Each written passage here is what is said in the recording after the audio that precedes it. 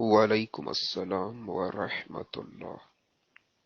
جی جناب محترم، ان پر کوئی اعتراض نہیں آئے گا، کیونکہ ظاہری کام دیکھ کر وہ متاثر ہوئے ہیں۔ انہیں اس کی خبر ہی نہیں کہ الیاس ستار کی کتابیں گمراہی پھیلا رہی ہیں، تو ان پر کوئی حکم نہیں لگایا جا سکتا۔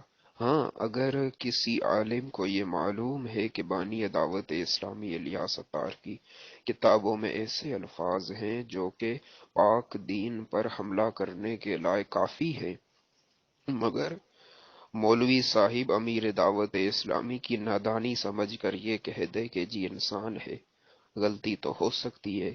دیکھیں نا، کسی کے 100 میں 99 حصے کفر کے ہوں لیکن ایک حصہ ایمان کا ہو، تو ایک حصہ ایمان کا ہی لیا جائے گا نا۔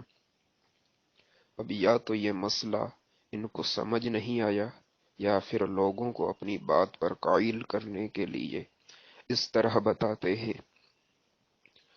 ہم نے کفر کا فتویٰ 99 حصے کو دیکھ کر نہیں لگایا، بلکہ پورے 100 حصے دیکھ کر لگایا ہے۔ ہمیں معلوم ہے کہ کسی کو کافر ثابت کرنے کے لیے التزام اور اہتمام کرنا پڑتا ہے، جو کہ کیا بانی دعوت اسلامی الیاس ستار اور حضرت پیر حنیف سندھی صاحب رحمت اللہ علیہ، ان کے بیچ خط کے ذریعے بات ہوئی۔ پیر صاحب نے بار بار بانی دعوت اسلامی کو کہا، ان کی کتاب وتواصوا بالحق میں انہوں نے سارے خط شائع کیے ہیں۔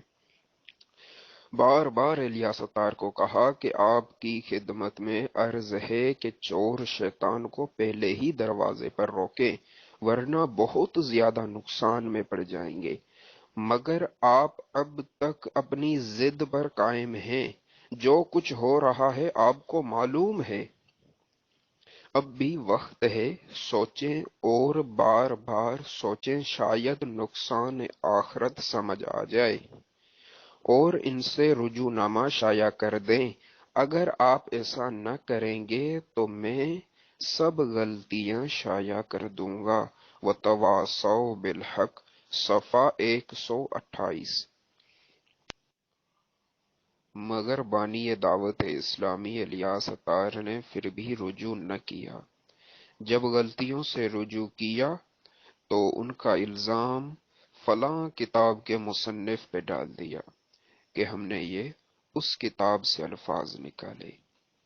اب جو اس نے اپنی کتاب فیضان سنت عید الفطر کے باب میں جو تحریر لکھی، اس پر بھی رجوع نہ کیا، بس الفاظ حذف کر دیے۔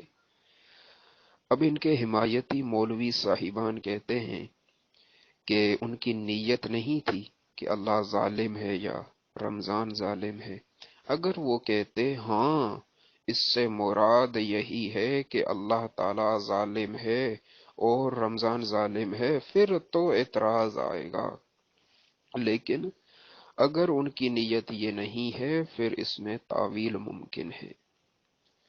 اگر اس طرح ہوا پھر تو توہین و تنقیص کے دروازے ہی کھل جائیں گے، پھر تو ہر کوئی گستاخی کرے گا اور گرفت ہونے پر کہے گا کہ میری نیت توہین کی نہیں تھی۔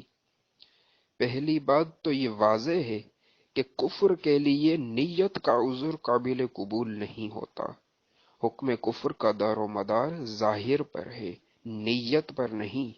اب اگر یہ بانی دعوت اسلامی الیاس ستار کی نیت اللہ تعالی کی پاک ذات کو ظالم سے تشبیہ دینے کی نہیں تھی، لیکن پھر بھی یہ کفر ہے۔ اب ان کے حمایتی مولوی صاحبان تعویلات کرتے ہیں، لیکن فیضان سنت کی اس تحریر سے اللہ تعالی کی طرف ظالم کی تشبیہ کا مفہوم ہوتا ہے، تو ان کی سب تعویلات بیکار ہیں، اور ایسے مولوی صاحبان بھی اس قاعدے میں کفر کی زد میں ہیں۔ باقی جو علماء ان کی حقیقت سے لا علم ہیں، بس بظاہر ان کا کام دیکھ کر ان کی حمایت کر رہے ہیں، تو ایسے علماء پر کوئی بھی حکم نہیں آئے گا اس قاعدے میں۔ باقی جن علماء کو پتا ہے کہ اس کی کتاب میں کفری الفاظ موجود ہیں، اس کی کتابیں گمراہی پھیلا رہی ہیں، اور پھر بھی اگر الیاس اطہر کی وہ حمایت و تائید میں لگے ہیں تو پھر وہ بھی اس قاعدے میں کفر کی زد میں آئیں گے۔